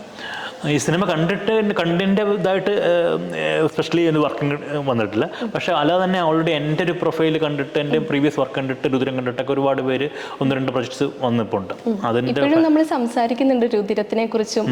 കാരണം രുദ്രത്തിൽ ഒന്ന് രാജീവ് ഷെട്ടി പോലെ വല്ല ആക്ടർ, പാൻഡ്യൻ ആക്ടർ, അപർണ ബാലമുരളി, പിന്നെ അടുത്ത ക്യാരക്ടർ ഉണ്ട്. അപ്പം എൻ്റെ ക്യാരക്ടർ എനിക്ക് 3-4 ഗെറ്റപ്പ് ഉണ്ട് ആ സിനിമയ്ക്കകത്ത്. ആ സിനിമയ്ക്ക് കൊണ്ട് ഞാൻ ഒരു 15 കിലോ വെയിറ്റ് കുറച്ച സിനിമയ്ക്ക് കൊണ്ടുണ്ട്. പിന്നെ അതിനകത്ത് ഫൈറ്റ്, എല്ലാ ഇമോഷൻസ്, അതിനകത്ത് എല്ലാത്തരം ഇമോഷൻസ് ഉണ്ട്. ഫിയർ ഉണ്ട്, ചിരിയുണ്ട്, ശൃംഗാരമുണ്ട്, അങ്ങനെയുള്ള എല്ലാ 9 ഇമോഷൻസും ആ പടത്തിനുണ്ട്. പെയിൻ എല്ലാം ഉണ്ട്. അപ്പോൾ അത്രയ്ക്ക് നന്നായിട്ട്, പിന്നെ പല ഗെറ്റപ്പ്. അപ്പോൾ ഇതെല്ലാം എനിക്ക് ഇത്രയും ഒരു തുടക്കക്കാരൻ ഇത്രയും ഗെറ്റപ്പ്, ഇത്രയും ഇമോഷൻസ് ചെയ്യാൻ പറ്റിയ സിനിമയിൽ രുദ്രം. എനിക്ക് എനിക്ക് നന്നായി പെർഫോം ചെയ്യാൻ പറ്റി. ഈവൻ സീൻ ചില കഴിയുമ്പോഴത്തേനും ആൾക്കാർ ക്രൂദിനെ ക്ലാപ്പ് ചെയ്യായിരുന്നു ഷോട്ട് കഴിയുമ്പോഴത്തേക്കും. പക്ഷെ അത് ആ സമയത്ത് അധികം കളിച്ചില്ല, അല്ലെങ്കിൽ ഓഡിയൻസ് കണ്ടില്ല. ഓഡിയൻസ് കണ്ട സിനിമ ഇതാണ് റോന്താണ്. ഈ ഒരു അഭിനയം എന്ന് പറയുന്നത് നമ്മുടെ കുഞ്ഞുനാൾ തൊട്ടേ ഉള്ളിലുള്ള ഒരു കാര്യമാണ്. അതിന് വേണ്ടിയിട്ട് നമ്മൾ ഇവിടുന്ന് ഇപ്പോൾ സ്കൂൾ ഓഫ് ഡ്രാമ കഴിഞ്ഞതിന് ശേഷം നേരെ പിന്നെ ബോളിവുഡിലേക്ക് അങ്ങോട്ടേക്ക് പോവാണ്. പൂനെയിലും പിന്നെ ഫിലിം ഇൻസ്റ്റിറ്റ്യൂട്ടിലൊക്കെ പഠിക്കാനായിട്ട് പോവാണ്. അപ്പോൾ എത്രത്തോളം ആഗ്രഹം ഉള്ളിലുണ്ടായിരുന്നു ഒരു അഭിനയത്തിലേക്ക് വരണം, അല്ലെങ്കിൽ ഒരു നടനാകണം, അങ്ങനെ ഒരു ചിന്ത നമ്മൾ സ്ട്രൈക്ക് ചെയ്തിട്ടാണല്ലോ നമ്മൾ ഇതിന് വേണ്ടിയിട്ട് അലയുന്നത്? അതേക്കുറിച്ചിട്ടൊന്ന് പറയാമോ? എനിക്ക് നടനായ ആഗ്രഹം തോന്നുന്നത്, പണ്ട് നമ്മുടെ നാട്ടിലൊക്കെ ഈ സിനിമയുടെ പോസ്റ്റർ ഒട്ടിക്കും. ഓക്കെ, അപ്പോൾ അന്ന് ഉഴയപ്പാളി മന്നനൊക്കെ സിനിമയുണ്ട് രജനീകാന്തിൻ്റെ. ആ പോസ്റ്ററാണ് ഞാൻ കാണുന്നത്. അപ്പം കോട്ടയത്ത് പാമ്പാടി സ്ഥലമുണ്ട്, അവിടെ തിയേറ്ററുള്ളൂ, പാമ്പാടി മാത. അപ്പോൾ ആ പോസ്റ്ററാണ് ഞാൻ വരുന്നത്. അപ്പം എനിക്ക് അന്ന് മുതൽ എനിക്ക് ഇതുപോലെ ആകണം എന്നൊരു ആഗ്രഹമുണ്ട്. അന്നും പിന്നെ അവിടെ നിന്നാണ് ഈ ഇപ്പോൾ സ്കൂളിൽ നാടകം ചെയ്യുന്നു, ഇങ്ങനെ NST പോകുന്നൊക്കെ. ബട്ട് ലൈഫ് എന്നെ, ഞാൻ എത്രത്തോളം ആഗ്രഹിക്കുന്ന ലൈഫ് എന്നെ വേറെ രീതിക്ക് കൊണ്ടുപോയിക്കൊണ്ടിരിക്കുക, മറ്റു വഴിയിലേക്ക്. പക്ഷേ ഞാൻ അവിടെ നിന്നും വന്നിപ്പം 2012 എനിക്ക് ആക്സിഡൻറ്റ് ഉണ്ടായി. ഒരു ആക്സിഡൻറ്റ് ഉണ്ടായിട്ട് ഞാനൊരു 6-7 മാസം ബെഡ് റിട്ടൺ ആയിരുന്നു. അപ്പോൾ എൻ്റെ കാഴ്ചയൊക്കെ പോയി, സംസാരശേഷി പോയി, ഒക്കെ കംപ്ലീറ്റ്ലി പോയിരുന്നു. അപ്പോൾ അപ്പോഴാണ് ഞാൻ റിയലൈസ് ചെയ്യുന്നത്, നമ്മൾ ഏറ്റവും വലിയ മഹത്തായ കാര്യം നമ്മൾ ജീവിച്ചിരിക്കുക എന്നുള്ളതാണ്. നമ്മൾ ജീവനുണ്ടെങ്കിൽ നമുക്ക് ഭയങ്കര ബ്ലെസ്ഡാണ്. ഒരാൾ ജീവനോടെ ഇരിക്കുക എന്നുള്ളത്. ജീവിച്ചിരിക്കുന്നില്ല നമുക്കിതൊന്നും എക്സ്പീരിയൻസ് ചെയ്യാൻ പറ്റത്തില്ല. മഴ, പ്രളയം, കോവിഡ്, കുറേ കാര്യങ്ങൾ നടക്കുന്നുണ്ടല്ലോ. നമ്മൾ ജീവനുണ്ടെങ്കിൽ മാത്രമേ കാണാനും അറിയാനും പറ്റുള്ളൂ. രണ്ടാമത്തെ ഒരു മഹത്തരമായ കാര്യം എന്ന് വെച്ചാൽ ജീവിച്ചിരിക്കുന്നതിന് മുഴുവൻ ഹെൽത്തി ആയിട്ടിരിക്കുക എന്നുള്ളത്, മെൻ്റലി ഫിസിക്കലി ഹെൽത്തി ആയിട്ട് ജീവിച്ചിരിക്കുക എന്നുള്ളതാണ്. കാരണം ഞാൻ ആ ബ്ലഡ് റിട്ടേൺ ആയ സമയത്ത്, ഞാൻ NST പഠിക്കുന്ന സമയത്ത് എൻ്റെ ഒരു ആക്ടിങ് കണ്ടിട്ട് നസറുദ്ദീൻ ഷാ, അദ്ദേഹം വലിയൊരു ആക്ടറാണ്, അദ്ദേഹം എൻ്റെ അടുത്ത് വന്ന് കെട്ടിപ്പിടിച്ചിട്ട് നീ ആരാണെന്ന് ചോദിച്ചു. അപ്പോൾ സാറേ ഞാൻ സ്റ്റുഡൻ്റാണ്. അപ്പോൾ അദ്ദേഹത്തിൻ്റെ ക്ലാസ് എൻ്റെ ആക്ടിങ് ബാച്ച്മേറ്റിൻ്റെ കൂടെ ഉണ്ടായിരുന്നു. അപ്പം എന്നെ പുള്ളി ആ ക്ലാസ് കണ്ടിട്ടില്ല. അപ്പോൾ പുള്ളി ചോദിച്ചു, നീ എന്താ എൻ്റെ ക്ലാസ് വരാൻ? സാറ് ഞാൻ ആക്ടിങ് സ്റ്റുഡൻ്റ് അല്ല, ഞാൻ direction സ്റ്റുഡൻ്റാണ്. YC, so you shouldn't do, you are an actor, you have to do acting എന്ന് പറഞ്ഞിട്ട് പുള്ളിനെ കെട്ടിപ്പിടിച്ച്. അപ്പോൾ ആ 2008 നടക്കുന്ന സംഭവമാണ്. അപ്പം ഈ ബോളിവുഡിലെ ലോകത്ത് ഇവൻ അൽപച്ചിനെ പോലുള്ള ആൾക്കാരൊക്കെ പ്രൈസ് ചെയ്തൊരു ആക്ടറാണ് നസീറുദ്ദീൻ ഷാ. അപ്പോൾ ആ ഒരു ആക്ടർ എന്നോട് പറയണത് ഞാൻ ആക്ടറാന്ന് പറയുമ്പോഴത്തേനും കോത്തരയിലുള്ള സാധാരണ ഗ്രാമത്തിലുള്ള ഞാൻ, ഇപ്പോൾ എനിക്ക് ഓസ്കാർ കിട്ടിയ പോലെ മൊമെൻ്റാണ്. അപ്പോൾ ഈ ബെഡ് റിട്ടൺ ആയ സമയത്ത് ഞാനിതൊക്കെ ഓർത്ത്, കാരണം എനിക്ക് ഫിസിക്കലി ഫിറ്റായ സമയത്ത് എനിക്ക് ഒരുപാട് ഡ്രീംസ് ഉണ്ടായിരുന്നു. പക്ഷേ ഫുൾഫിൽ ചെയ്യാൻ പറ്റിയില്ല, ആക്ടറാൻ പറ്റിയില്ല. പക്ഷെ ഇപ്പം എനിക്ക് ആ ബോഡിയോ ഒന്നും ഇല്ല. പക്ഷെ അപ്പം എനിക്ക് ഗിൽറ്റി വന്നു, കാരണം എനിക്കിത് ഉണ്ടായ സമയത്ത് ഞാൻ ചെയ്തിരുന്നില്ല. ഇപ്പം എനിക്കിപ്പോൾ ഇതില്ല, പക്ഷെ എനിക്കിപ്പോൾ ചെയ്യണം. അപ്പം ഞാൻ നന്നായിട്ട് പ്രാർത്ഥിച്ച് ഒരുപാട് അഫർമേഷൻ ചെയ്തു. ഞാനിപ്പോൾ ഒരു കാര്യം പറഞ്ഞത്, എനിക്ക് എൻ്റെ ഈ നഷ്ടപ്പെട്ട ബോഡിയൊക്കെ ഇനി കിട്ടിയാൽ ഞാൻ തീർച്ചയായിട്ടും നടനായിരിക്കും. ഞാൻ ചലഞ്ച് ചെയ്ത്, ഞാൻ വെല്ലുവിളിച്ച്, അല്ലെങ്കിൽ എന്നോട് തന്നെ ഞാനത് പറഞ്ഞു. അങ്ങനെ 6 മാസം ഞാൻ റിക്കവർ ചെയ്തപ്പോൾ ഞാൻ നേരെ അന്ന് 2012 അപേക്ഷിച്ചത് FTA അപേക്ഷിച്ച് ഞാൻ ഫിലിം ഇൻസ്റ്റിറ്റ്യൂട്ട് പഠിക്കാൻ വേണ്ടിയിട്ട്. പക്ഷേ എനിക്ക് ആ സമയം ജോലി കിട്ടി. അപ്പോൾ അമ്മയോട് ചോദിച്ചു, അമ്മ എനിക്ക് ഒന്ന് ഓപ്ഷൻ FTA പോയി പഠിക്കുക, 2 എനിക്ക് ജോലി, ഞാൻ എന്ത് ചെയ്യണം? അപ്പം ഒരാളെ ഇപ്പോൾ നമുക്ക് സാമ്പത്തികമായിട്ട് ബുദ്ധിമുട്ടാണ്, നീ നിൻ്റെ ട്രീറ്റ്മെൻറ്റ് കാര്യങ്ങൾ ഓരോ പൈസ ചിലവായി, സോ ഗോ ഫോർ ജോലി. ഞാൻ ജോലിക്ക് പോയി. അപ്പോഴും ആഗ്രഹം ഉണ്ട്. അപ്പോൾ എൻ്റെ സ്റ്റുഡൻസിന് ആക്ടറാണ് ആഗ്രഹം. അപ്പോൾ ഞാൻ അവരോട് പറഞ്ഞു, മക്കളെ നിങ്ങൾ അഭിനയമാണ്, അങ്ങനെ അങ്ങ് പഠിക്കാൻ പറയും. അങ്ങനെ ഞാനും എൻ്റെ സ്റ്റുഡൻസും പ്രിപ്പയർ ചെയ്ത് FTAക്ക് വേണ്ടിയിട്ട്. എൻ്റെ സ്റ്റുഡൻസാണ് എന്നെ പ്രിപ്പയർ ചെയ്യിക്കുന്നത് FTAക്ക് പഠിക്കാൻ വേണ്ടിയിട്ട്. ഞങ്ങൾ 3 പേര് ഫൈനൽ ഇൻ്റർവ്യൂ പോയി. എൻ്റെ സ്റ്റുഡൻസ് എൻ്റെ സീനിയറാണ് FTAയിൽ, എൻ്റെ കൊളീഗ്സ് അവിടെ FTAൻ്റെ ഫാക്കൽറ്റിയാണ്. ഓക്കെ, പക്ഷേ എൻ്റെ സ്റ്റുഡൻസിന് അഡ്മിഷൻ കിട്ടിയില്ല, അവർക്ക് സ്കോർ ചെയ്യാൻ പറ്റിയില്ല. മീൻസ് ഫൈനൽ എക്സാമിന് അവർ പുറത്തായി, ഞാൻ ഇന്നായി. അപ്പോൾ പിന്നെ ഞാൻ ജോലി റിസൈൻ ചെയ്തു, FTA പോയി പഠിച്ചു. അപ്പോൾ എന്നിട്ട് FTAയിൽ എന്നെ പഠിപ്പിച്ചത് നസീറുദ്ദീൻ ഷായാണ്. ഓൾമോസ്റ്റ് 1 ഇയർ അദ്ദേഹം വന്നു. അപ്പോൾ അദ്ദേഹത്തിന് ഈ കാര്യമൊക്കെ മറന്നു പോയിരുന്നു. അപ്പോൾ ഞാൻ അദ്ദേഹം വന്ന ഫസ്റ്റ് സമയത്ത് വന്ന സമയത്ത് സാറേ എൻ്റെ ഞാൻ മൊത്തം കഥ പറഞ്ഞു. പിന്നീട് അദ്ദേഹമാണ് ഞങ്ങളെ ഒരു 1.5 വർഷം പഠിപ്പിക്കുന്നത്. 1.5 വർഷത്തിൽ ഈ 20 ഡേയ്സ് പഠിപ്പിക്കുന്നത്. അപ്പം അത് വലിയൊരു ബ്ലസ്സാണ്. അപ്പം മിഥുൻ ചക്രവർത്തിയൊക്കെ പഠിച്ച ആ ഇൻസ്റ്റിറ്റ്യൂട്ടിൽ അദ്ദേഹത്തിൻ്റെ അവരുടെ ഇതായിട്ട് പഠിക്കാൻ വേണ്ടി പറ്റുന്നു എന്നുള്ളത് തന്നെ വലിയൊരു അനുഗ്രഹമാണ്. അപ്പം അതൊക്കെയാണ് എൻ്റെ ഒരു ഇത്. പിന്നെ ഇപ്പോൾ ഈ പറഞ്ഞ പോലെ പൂനെ ഫിലിം ഇൻസ്റ്റിറ്റ്യൂട്ടിലും അതുപോലെ നാഷണൽ സ്കൂൾ ഓഫ് ഡ്രാമയിലും പഠിച്ചിറങ്ങിയിട്ടുള്ള 3 പേരേ ഉള്ളൂ ഇന്ത്യയിൽ എന്ന് ഞാനിങ്ങനെ കേട്ടു. ഒന്നാമത്തേത് പിന്നെ നമ്മളെല്ലാവരും ആരാധിക്കുന്ന ഓംപുരി, പിന്നെ സെലിബ്രേറ്റഡ് ആയിട്ടുള്ള നസീറുദ്ദീൻ ഷാ, മൂന്നാമത്തേത് സാറാണ്.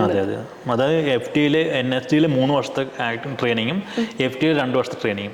ഇത് 3 2 5 വർഷം കംപ്ലീറ്റ്ലി പഠിച്ചവർ ഞങ്ങളും ഈ 3 പേരുള്ളൂ. ബാക്കി എല്ലാം 6 മന്ത് കോഴ്സൊക്കെ ചെയ്തിട്ടുണ്ട്, അല്ലെങ്കിൽ മറ്റ് സെൻറ്റർ ചെയ്തിട്ടുണ്ട്. പക്ഷേ ഈ 3 and 2 ഇയർ കോഴ്സ് ചെയ്തിട്ടുള്ളത് നസീർ സാറും ഓംപുരി സാറും ഞാനുമാണ്. അതിൽ ഓംപുരി സാറുമായിട്ട് ഞാൻ ഒരു വീക്ക് ഞങ്ങൾ ഒരുമിച്ചുണ്ടായിരുന്നു ഭോപ്പാലിൽ. എന്തിനാണ് ഇനി കൂടുതൽ പഠിക്കുന്നത്? ഇങ്ങനെയുള്ള വലിയ മനുഷ്യരുടെ ഒപ്പം തന്നെ നമ്മൾ വർക്ക് ചെയ്യുമ്പോൾ തന്നെ നമുക്ക് കുറേയധികം ടേക്ക് അവേസ് കിട്ടുമല്ലോ. ഇപ്പോൾ ബോളിവുഡിലേക്ക് വരുമ്പോഴത്തേക്കും ഞാൻ കുറച്ച് പിക്ചേഴ്സ് കണ്ടിരുന്നു വിദ്യാബാലനൊപ്പം, പിന്നെ അതുപോലെ പല ആക്ടേഴ്സിനൊപ്പം അവിടെ സാർ ഇങ്ങനെ തകർക്കുന്നത്. എന്നായിരുന്നു അവരായിട്ടുള്ള സ്ക്രീൻ ഷെയറിംഗ് എക്സ്പീരിയൻസ്? വിദ്യാബാലൻ ഞാനും മറ്റേ ദോർ ദോ പ്യാറിൻ്റെ അകത്ത് പ്രതീക് ഗാന്ധി, വിദ്യാബാലൻ ഞങ്ങൾ 3 പേരും കാറിൻ്റെ അകത്ത് ഒരു 9 days ഷൂട്ട്. ഞാൻ ഭയങ്കര ഷൈ ആണ്, ഞാൻ ആൾക്കാരോട് സംസാരിക്കാറില്ല. പലപ്പോഴും ഇവിടെ തന്നെ ക്യാമ്പസ് തന്നെ ഞാൻ ആരോടും അധികം മിണ്ടാറില്ല. കാരണം അവരെന്തേ ഹർട്ട് ചെയ്യുമോ എന്നുള്ള പേടി കൊണ്ടാണ്. അതായത് ഞാൻ അവർ ചിലപ്പോൾ എന്നെ അറിയത്തില്ല ഞാൻ എന്താണെന്നൊക്കെ. അപ്പം അതുകൊണ്ടാണ് ആരുടെയും മിണ്ടാത്തത്. അപ്പോൾ ഇതിൽ ഈ ഷൂട്ടിൻ്റെ അകത്ത് ഈ വിദ്യാബാലനും പ്രതീക് ഗാന്ധിക്ക് എന്നെക്കുറിച്ച് ഒന്നും അറിയത്തില്ല. അപ്പോൾ ഞാനും മിണ്ടാൻ പോയില്ല. ഷൂട്ടിൻ്റെ ഘട്ടത്തിൽ വിദ്യാബാലൻ്റെ അമ്മയായി അഭിനയിക്കുന്ന ക്യാരക്ടറുണ്ട് ഗായത്രി, സാവിത്രി. അപ്പോൾ സാവിത്രി മാമിനെ എന്നെക്കുറിച്ച് അറിയാം. സാവിത്രി മാം പറഞ്ഞു വിദ്യാകുമാറിൻ്റെ NST കഴിഞ്ഞ ആളാണ്, അതാണ് HOD ആയിരുന്നൊക്കെ പറഞ്ഞു. വിദ്യാബാലൻ അറിഞ്ഞിട്ട് എന്നോട് വിളിച്ച് ചോദിച്ചു, നിങ്ങളെന്താ എന്നോട് ഇത് പറയാതിരുന്നത്? പിന്നെ ഭയങ്കരമായിട്ടും ഇതായി. എന്നിട്ട് വിദ്യാബാലൻ എനിക്ക് അദ്ദേഹം ഡ്യൂറിങ് ഷൂട്ട് വിദ്യാജിയുടെ വെഡിങ് ആനിവേഴ്സറി ആയിരുന്നു. എന്നിട്ട് അവരെ ടീഷർട്ടും ഗിഫ്റ്റ് കൊണ്ടുവന്നു എനിക്ക് ആ ഒരു സമയത്ത്. പിന്നെ ഞങ്ങൾ അത്രയും സമയം ഭയങ്കര ചില്ലായിരുന്നു, ഭയങ്കര അടിപൊളിയായിരുന്നു. തമാശകൾ പുള്ളിക്കാരി എപ്പോഴും തമാശ പറഞ്ഞുകൊണ്ടിരിക്കും. പിന്നെ പാലക്കാട് കാര്യമുണ്ട്. അപ്പോൾ പാലക്കാട് വിഷയങ്ങൾ, ഇവിടുത്തെ ഫാമിലി ഒക്കെ പറയാം. ഞാൻ പിന്നെ മലയാളി ആയതുകൊണ്ട് എന്നോട് സ്നേഹമുണ്ട്. പാലക്കാടുകാരൻ മലയാളിയാണ്. അപ്പോൾ ആ മലയാളത്തിൽ ഇപ്പോൾ ഇടയ്ക്കിടയ്ക്ക് ചെറുതായിട്ട് മലയാളം സംസാരിക്കും, ഓരോ കാര്യം ചോദിക്കും മലയാളത്തിലൊക്കെ. അവിടുത്തെ ഒരു പിന്നെ ഷൂട്ടിംഗ് സെറ്റ്സും നമ്മുടെ ഇവിടുത്തെ ഷൂട്ടിംഗ് സെറ്റ്സും തമ്മിൽ എന്തെങ്കിലും വ്യത്യാസങ്ങളുണ്ടോ? ബോളിവുഡിൽ കംപ്ലീറ്റ്ലി പ്രൊഫഷണലാണ്. അപ്പോൾ എനിക്കിപ്പോൾ എന്നെ വിളിക്കുമ്പോൾ തന്നെ എൻ്റെ ട്രാവൽ, എൻ്റെ അക്കോമഡേഷൻ, എൻ്റെ പേയ്മെൻ്റ് എല്ലാം ഫിക്സ്ഡ് ആണ്. അപ്പോൾ എഗ്രിമെൻ്റ് ഉണ്ട്, എഗ്രിമെൻറ്റ് സൈൻ ചെയ്യും. ലൊക്കേഷൻ സമയത്ത് നമ്മുടെ എല്ലാ കാര്യങ്ങളും അവർ നോക്കും. പേയ്മെൻറ്റ് കൃത്യസമയത്തിന് ഇപ്പോൾ ഷൂട്ട് കഴിയുമ്പോഴത്തേന് 15 days നമുക്ക് പേയ്മെൻറ്റ് കിട്ടിയിരിക്കും. അങ്ങനെ പ്രോപ്പറായിട്ടാണ്. അപ്പം ആർട്ടിസ്റ്റിന് ഭയങ്കര റെസ്പെക്റ്റ് വാല്യൂ ഉണ്ട് അവിടെ, പ്രൊഫഷണലി ഡീൽ ചെയ്യുന്നത്. മലയാളത്തിൽ വരുമ്പോഴത്തേക്കിനും ഞാൻ എല്ലാ സിനിമയില്ല, ഒരു സിനിമയുടെ അനുഭവം എനിക്ക് സമയത്ത് വണ്ടിക്കൂലി പോലും കിട്ടാറില്ല, ബസ്സിന് വരാൻ പറയുക, ലോഡ്ജ് താമസം എന്ന് പറയുക, സമയത്ത് ഫുഡ് കിട്ടാറില്ല, അല്ലെങ്കിൽ നമ്മളെ വാഴത്തോട്ടത്തിൽ കൊണ്ടിരുത്തുക, അല്ലെങ്കിൽ വീടിൻ്റെ കടത്തുണ്ടെങ്കിൽ കന്നുകാലിക്കൂടിലൊക്കെ കൊണ്ടിരുത്തുക, ഇതൊക്കെയാണ്. സോ കാരണം ഈ നമ്മൾ അഭിനയിക്കുന്ന സമയത്ത് ആക്ടർ കംഫർട്ട് ആയെങ്കിൽ മാത്രമേ പെർഫോമൻസ് ചെയ്യാൻ പറ്റുള്ളൂ. ഇപ്പോൾ ക്യാമറയ്ക്ക് മുമ്പിൽ വരുന്ന സമയത്ത് നമ്മൾ ഇത്രയും സ്ട്രെയിൻ എടുത്ത് വരുന്നെങ്കിൽ നമുക്ക് നന്നായി പെർഫോം ചെയ്യാൻ പറ്റത്തില്ല. അപ്പോൾ അവർക്കിപ്പോൾ ബോളിവുഡിൽ അവർക്ക് എന്നോട് ഇഷ്ടം കൊണ്ട് ചെയ്യുന്നതൊന്നുമല്ല, അപ്പോൾ ക്യാമറയ്ക്ക് മുമ്പ് ഞാൻ നന്നായി പെർഫോം ചെയ്യണം. സോ എന്നെ കംഫർട്ടബിൾ ആക്കുന്നുള്ളതാണ് അവരുടെ. പക്ഷെ മലയാളത്തിൽ ബഡ്ജറ്റ് ഇല്ല, അതില്ല. അപ്പോൾ തന്നെ എത്രത്തോളം ചെറിയ ആർട്ടിസ്റ്റുകളുടെ കാര്യങ്ങൾ എത്രത്തോളം ഇപ്പോൾ 2 ഭക്ഷണത്തിൻ്റെ കാര്യത്തിലാണ് തന്നെ. പക്ഷേ അത് എനിക്ക് ഒരു സിനിമയിൽ അഭിനയിക്കാൻ പറ്റുള്ളൂ, മീൻസ് ഒരു സിനിമ മാത്രമേ നിങ്ങൾ അനുഭവമുള്ളൂ. പക്ഷേ ബാക്കി സിനിമയെല്ലാം പ്രോപ്പറായിട്ട് റെസ്പെക്റ്റോട് കൂടിയും കണക്ട് ചെയ്തിട്ടുള്ളത്. ഫസ്റ്റ് പടത്തിൽ എൻ്റെ പോസ്റ്റ് വെച്ച് വന്നത് രുദ്രത്തിൽ എൻ്റെ പോസ്റ്ററുണ്ട്. ഫസ്റ്റ് പടത്തിൽ എൻ്റെ തല വെച്ചുള്ള പോസ്റ്ററുണ്ട് രുദ്രം. സെക്കൻഡ് പടത്തിൽ എൻ്റെ പോസ്റ്ററിൻ്റെ തലയുണ്ട്. തേർഡിൽ എനിക്ക് ക്യാരക്ടർ പോസ്റ്റർ ഉണ്ട്. അപ്പം ഈ 3 പടത്തിൽ 3 ഇമ്പോർട്ടൻറ്റ് ക്യാരക്ടർ കിട്ടി. ആ 3 പടം ചെയ്തു. പക്ഷേ 3 മലയാളം പടത്തിൽ തന്നെ ഇത്രയും വലിയ ക്യാരക്ടർ കിട്ടുന്നു, ഇത്രയും വലിയ അപ്രിസിയേഷൻ കിട്ടുന്നു. അപ്പോൾ ഇത് ഞാൻ അങ്ങനെ സമയം എടുത്തു. പക്ഷേ നോ സ്ട്രഗിൾ. ഒരു ആക്ടറിന് ഏറ്റവും വേണ്ട ഒരു ക്വാളിറ്റി എന്തായിരിക്കും സാർ? ഒരുപാട് ആക്ടേഴ്സിനെ ട്രെയിൻ ചെയ്തിട്ടുള്ള ഒരാളാണ്. നമുക്ക് ഉണ്ടായിരിക്കേണ്ട ക്വാളിറ്റിയും ഉണ്ടാകാൻ പാടില്ലാത്ത ക്വാളിറ്റീസും ഉണ്ടാകില്ല. എനിക്ക് തോന്നുന്നത് ഏറ്റവും നല്ല മനുഷ്യനായിരിക്കുക എന്നുള്ളതാണ്. ഏറ്റവും നല്ലൊരു മനുഷ്യൻ മാത്രമേ നല്ലൊരു ആക്ടറാകാൻ പറ്റുള്ളൂ. ഇപ്പോൾ നമ്മളിവിടെ തന്നെ മലയാളത്തിൽ തന്നെ മമ്മൂക്ക, മോഹൻലാൽ, ഇവരൊക്കെ ഗംഭീര മനുഷ്യന്മാരാണ്. ഈവൻ ജഗതി, അത് വേറെ അവർ ആസ് എ ഹ്യൂമൻ ബീങ് ഭയങ്കര ബ്രില്യൻറ്റ് മനുഷ്യന്മാരാണ്. ഈവൻ ഇൻ ബോളിവുഡ് ഇപ്പോൾ ഇർഫാൻ ഖാൻ, ഒരു ഭയങ്കര രസമുള്ള മനുഷ്യന്മാരാണ്. അപ്പം ഇവൻ നസീർ സാർ, ഓമ്പൂർ, ഇപ്പം പിന്നെ ഈവൻ ഹോളിവുഡിൽ ഇപ്പം മർലിൻ ബ്രാൻഡോ, ഇവരൊക്കെ as A human being as A മനുഷ്യൻ നല്ല മനുഷ്യന്മാരാണ്. അപ്പം ഒരു നല്ല മനുഷ്യൻ മാത്രമേ നല്ല ആക്ടറാകാൻ, നല്ല ആർട്ടിസ്റ്റാകാൻ സാധിക്കുള്ളൂ. അപ്പോൾ അത് നല്ല മനുഷ്യനാകുക എന്നുള്ളതാണ്, നല്ല മനുഷ്യനായിരിക്കുക എന്നുള്ളതാണ് ഒരു ഇമ്പോർട്ടൻസ്. ബാക്കി അപ്പോൾ അയാൾ സോഷ്യലി പൊളിറ്റിക്കലി അവെയർ ആയിരിക്കണം കാര്യത്തെക്കുറിച്ച്. ജഗദീശനെ കുറിച്ച് പറഞ്ഞുകൊണ്ട് കാര്യം ചോദിക്കുകയാണ്. സാർ ഡയറക്ടർ കൂടിയാണ്, തിയേറ്റർ ഡയറക്ടർ കൂടിയാണ്. അപ്പോൾ നമ്മൾ ഒരു ആള്, ഒരു ആക്ടർ ഇംപ്രവൈസേഷൻസ് ചെയ്യാറുണ്ട്. ഇപ്പോൾ സ്ക്രിപ്റ്റിൽ ഇല്ലാത്ത ഇംപ്രവൈസേഷൻസ് ചെയ്തു കഴിഞ്ഞാൽ പ്രശ്നമാണ് എന്നുള്ളൊരു സ്റ്റേറ്റ്മെന്റ് നമ്മൾ ഈ അടുത്ത് കേട്ടു. എന്താ സാറിന് അതിനെ കുറിച്ചുള്ള അഭിപ്രായം? ഇംപ്രവൈസേഷൻസ് നല്ലതല്ലേ? തീർച്ചയായിട്ടും നല്ലതാണ്. കാരണം ഇംപ്രവൈസേഷൻ മീൻസ് നമ്മൾ അഭിനയിക്കുന്ന സമയത്ത് നമ്മൾ റിയൽ ലൈഫിൽ വളരെ സ്പോണ്ടേനിയസ് അല്ലേ, അതേ സ്പോണ്ടേനിയസ് നമ്മൾ ആയിരിക്കണം when we are acting. To be very spontaneous. ആ സ്പോണ്ടേനിയസ് ആയിരിക്കണമെങ്കിൽ നമ്മൾ ആ ഒരു സ്റ്റിമുലി നമ്മൾ അതേ സമയത്ത് തന്നെ സ്റ്റിമുലി ആയിട്ട് നമ്മൾ you have to go with your own stimuli എന്ന് പറയാറുണ്ട്. അപ്പം സോ അതുകൊണ്ട് തന്നെ അത് ആക്ടിങ്ങിനെ സംബന്ധിച്ചത് ഭയങ്കര ആ സ്പോണ്ടേനിയസ് ആയിരിക്കണം. അതുകൊണ്ട് തന്നെ നമ്മൾ ഇമ്പ്രൂവ് ചെയ്യാം. കാരണം പലപ്പോഴും സീൻ ഇമ്പ്രൂവ് ചെയ്യേണ്ടി വരും. കാരണം ഓർഗാനിക് റിയാക്ഷൻസ് ആണ്, ഓതൻറ്റിക് റിയാക്ഷൻസ് ആണ്. അത് സ്പോണ്ടേനിയസ് ആയിരിക്കും. പിന്നെ രണ്ടാമത്തെ കാര്യം വെച്ചാൽ നമ്മൾ ആ സീൻ്റെ ഒബ്ജക്റ്റീവ്സ് എന്താണ്, ആ സീൻ്റെ ഒബ്ജക്റ്റീവ് ഫുൾഫിൽ ആവുന്നുണ്ടോ എന്നുള്ളതാണ്. ഇപ്പോൾ ഒരു സീൻ്റെ അകത്ത് ഇതാണ് ഒബ്ജക്റ്റീവ്സ്, ആ ഒബ്ജക്റ്റീവ്സിന് വേണ്ട എല്ലാ കാര്യങ്ങളും ക്യാരക്ടറിൻ്റെ കോൺടെക്സ്റ്റ് ആയത് അദ്ദേഹം ചെയ്തിരിക്കണം.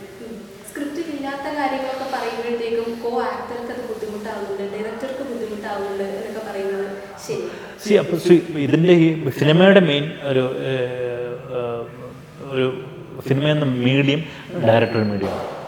ഓക്കെ, സോ ഡയറക്ടർ അദ്ദേഹത്തിന് റൈറ്റ് ഉണ്ട്, ഇത് വേണ്ടെങ്കിൽ വേണ്ടെന്ന് പറയാനും ഇല്ലെങ്കിൽ പറയാനും ചെയ്യണമെന്ന്. സിനിമയുടെ അൾട്ടിമേറ്റ് ഡയറക്ടറാണ്, ആക്ടറല്ല. ആക്ടർ ടൂൾ മാത്രമാണ്. അപ്പോൾ അത് ഡയറക്ടറാണ് തീരുമാനിക്കുന്നത് വേണം വേണ്ടെന്നുള്ളത്. ഇപ്പോൾ ആക്ടർ ഇംപ്രൂവ് ചെയ്തെങ്കിൽ പറയാം, ഡയറക്ടർ പറയാൻ ചേട്ടാ വേണ്ട, ഇത് മതി. ഇപ്പം തന്നെ ഇപ്പോൾ ഈ റോന്തിത്തിന് ഷാഹിക്ക് അറിയാം, ഞാൻ പലപ്പോഴും ചെയ്യുന്ന സമയത്ത് ഷാഹി പറയാറുണ്ട്, കുമാര ഇത് വർക്കാവുന്നില്ല എന്ന് പറയാറുണ്ട്. ഓക്കെ, ഐ ഫോളോ ചെയ്യും. ഞാനങ്ങനെ അതിനകത്ത് 1-2 സീൻ ഇതുണ്ട്, രംഗങ്ങളുണ്ട്, അതൊക്കെ എനിക്ക് യൂസ്ഡ് ആണ് ഞാനതൊക്കെ. അപ്പം ഞാൻ മോർ നാച്ചുറലി അങ്ങനെ ശ്രമിച്ചു. അപ്പം എനിക്ക് തന്നെ എങ്ങനെയാണോ ഞാൻ അങ്ങനെ വണ്ടി ഇരിക്കുക, അദ്ദേഹം പറയുമ്പോൾ കേൾക്കുക, അധികമൊന്നും ചെയ്യാൻ പോയില്ല, ഞാൻ എക്സ്ട്രാ ഒന്നും ചെയ്യാൻ വേണ്ടി പോയില്ല. എല്ലാം ഞാൻ കട്ട് ഡൗൺ ചെയ്ത് പലപ്പോഴും ഒരുപാട് പെർഫോം ചെയ്ത പക്ഷേ അതിനെ ഭയങ്കര ഡൗൺ ചെയ്തിട്ട് ലിമിറ്റ് കൺട്രോൾ ചെയ്തിട്ടാണ് ചെയ്തത്.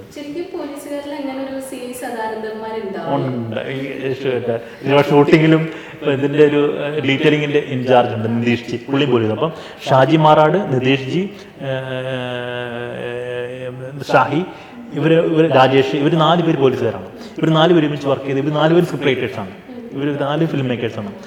അപ്പോൾ ഇവരെല്ലാം ഷൂട്ടിനുണ്ട്. എന്നിട്ട് നിതീഷ് ജിയാണ് എൻ്റെ ഡീറ്റെയിലിംഗ് നോക്കുന്നത്, അത് ക്യാരക്ടറിൻ്റെ ഡീറ്റെയിൽ, പോലീസ് ഡീറ്റെയിലിംഗ് നോക്കുന്നത്. അപ്പോൾ അവർ ഷൂട്ടിനിടയ്ക്ക് വന്ന് പറയും, കുമാർജി നിങ്ങൾ പക്ക പോലീസുകാരനാണെന്ന് പറയും. ഈവൻ പലപ്പോഴും ലൊക്കേഷനിലുള്ള പല ആൾക്കാരും പല റിയൽ പോലീസുകാരുണ്ട്, അവരെല്ലാം റിയൽ പോലീസുകാരാണ്, അതിൻ്റെ കൂടെയുള്ളവരെല്ലാം റിയൽ പോലീസുകാർ. അപ്പോൾ അവരും പറഞ്ഞത് അവർ പറഞ്ഞാൽ റിയൽ പോലീസാണ്.